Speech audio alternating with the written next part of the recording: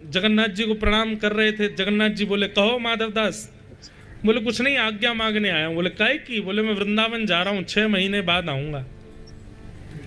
जगन्नाथ जी बोले तो अकेले क्यों जा रहे हो, हमको भी ले चलो। माधव दास जी बोले पुजारी पंडा सब मुझे मार देंगे आपको लेके गया तो। जगन्नाथपुरी में इतने लाखों वैष्णव दर्शन करने के लिए आते हैं, सब आपको निहारने आते हैं। अब मैं आपको वृंदावन ले जाऊंगा, कितने वैष्णवों का दर्शन छूट जाएगा। और दूसरा, आपको इतनी भूख लगती है, रास्ता भर में आपके 8-8 बार भोग लगाने की सामर्थ्य मेरी तो नहीं है। हम तो 3-3 दिन भूखे रह के रह लेंगे, और वृंदावन बहुत दूर है, यहाँ से पहुंचने में 1.5-2 महीना लगेगा। आपको कहाँ कहाँ लिए घूमूंगा मैं, आप यहीं रहो पुरी में, मैं होके आता हूं। तो बंधुओं कहते हैं कि जैसे माधव दास जी मंदिर से बाहर आए और एक बार पुनः मुड़ करके जब जगन्नाथ जी को देखा तो श्री जगन्नाथ जी के नेत्रों से आंसू गिर रहे थे। और जगन्नाथ जी व्याकुल होकर कह रहे थे माधव तेरे बिना मैं कैसे रहूंगा, तू चलो जाएगो 6 महीना जगन्नाथपुरी में कैसे निर्वहन करूंगा।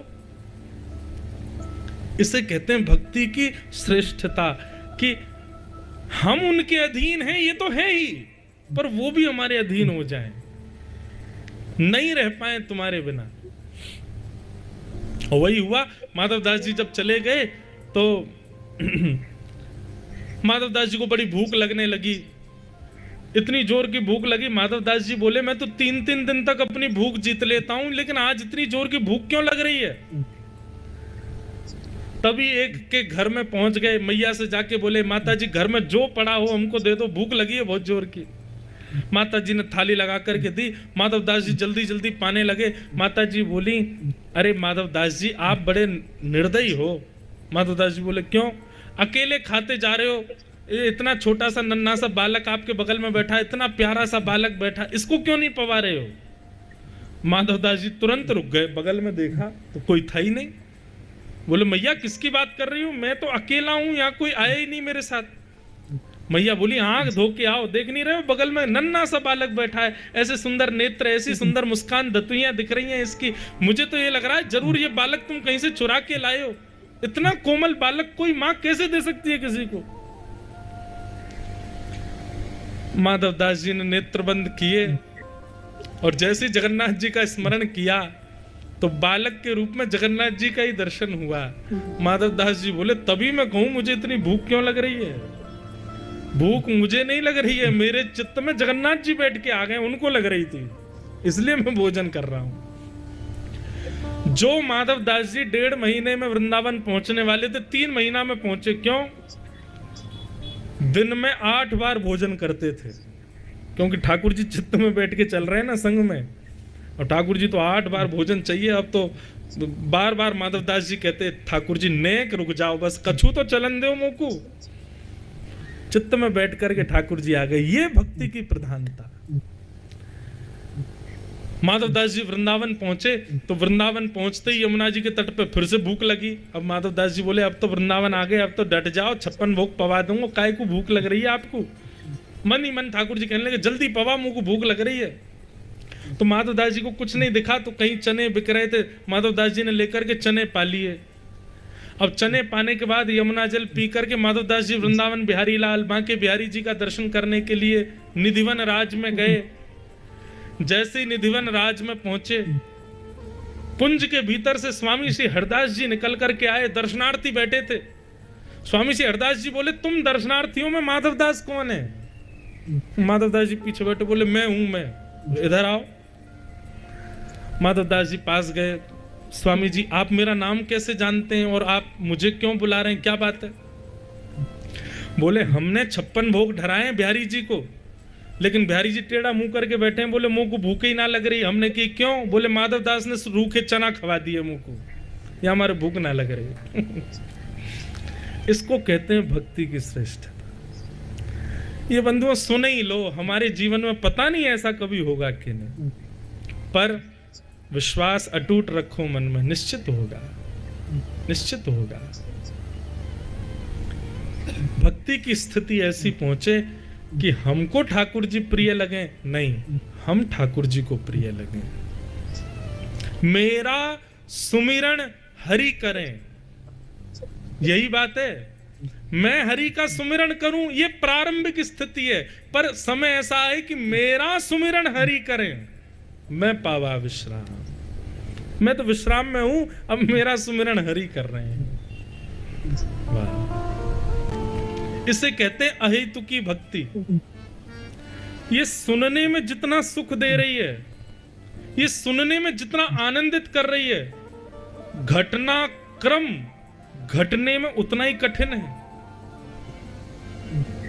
इसका आप अंदाजा लगा के देखिए, ये जिसके साथ घट रही है, भगवान ना करे हमारे साथ ऐसा कभी हो, लेकिन ये घटनाक्रम जिस पर घटा उसके लिए बहुत मुश्किल है। लेकिन ऐसी मुश्किल परिस्थिति में भी ठाकुर जी के प्रति विश्वास का ना डगमगाना, इसको कहते हैं अहेतुकी भक्ति। क्या हमारी भक्ति इस स्तर की है? नहीं, माफ कीजिएगा, हम अभी उस स्तर पर आए ही नहीं। और इस स्तर पर ना आने का मतलब ये नहीं कि हमने साधन नहीं किया, हमने कथा नहीं सुनी, हमने भक्ति नहीं की। मैं फिर कहूंगा, इस स्तर की भक्ति हमारे चाहने से होगी ही नहीं। ये राधा रमन जी जब हमसे प्रेम करेंगे तभी हो पाएगी, कि दुनिया में चाहे कुछ हो जाए, हमारे चित्त पर उसका कोई प्रभाव ना पड़े। उस स्तर की भक्ति तो तभी हो सकती है। मीराबाई के पति की मृत्यु जिस दिन हुई, सब रो रहे थे, पर मीराबाई शांत। उस दिन 16 श्रृंगार करके बैठी थी, उन पर उसका कोई असर नहीं था, उनका उस पर कोई प्रभाव नहीं था, तब भी कृष्ण भक्ति को त्यागा नहीं। अरे कहां तक बताएं, इन स्थितियों पर, जिन जिन स्थितियों पर हमारी भक्ति डगमगा जाती है, हमारी भक्ति में लेश आ जाता है, प्रश्न चिन्ह प्रकट हो जाता है ठाकुर जी के प्रति हमारे चित्त में। ये बात दावा करती है कि अभी हमारी भक्ति स्तरीय नहीं है।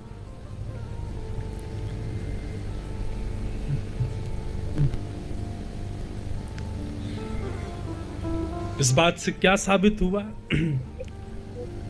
ठाकुर जी हमारे प्रिय हों इसलिए भक्ति नहीं करनी, हम ठाकुर जी के प्रिय हो जाएं, हम ठाकुर जी को प्रिय लगने लगे। ठाकुर जी सबको प्रिय लगते हैं। रावण की बहन शूर्पणखा को भगवान इतने बढ़िया लगे, राम जी इतने बढ़िया लगे, ब्याह करवे पहुंच गई उनसे।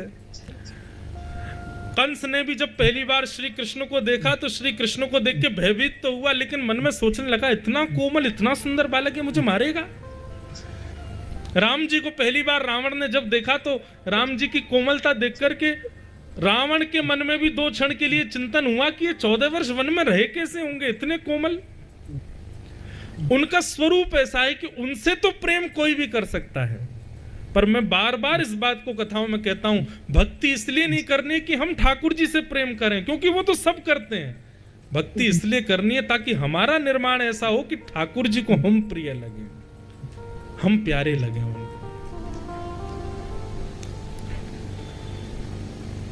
हम ठाकुर जी के बगैर नहीं रह सकते, ये भक्ति की सामान्य स्थिति है। ठाकुर जी हमारे बिना नहीं रह पाए, ये श्रेष्ठ स्थिति है। ठाकुर जी रह ही ना पा रहे हमारे बिना। तू जहां जाएगो तेरे संग चलूंगो, तू जो खवाएगो वही खाऊंगो, तू जहां बैठाएगो वहीं बैठूंगो, तू जैसे रखेगो वैसे रहूंगो। हम कहते हैं जहां ले चलोगे वहीं मैं चलूंगा। ये भक्ति की प्रारंभ स्थिति है, लेकिन ये स्थिति इस स्तर पर पहुंच जाए कि ठाकुर जी हमसे कहें, जहां तू ले चलेगो वहीं चलूंगो, जहां बैठा देगो वहीं रहूंगो, जैसे रखेगो वैसे रहूंगो।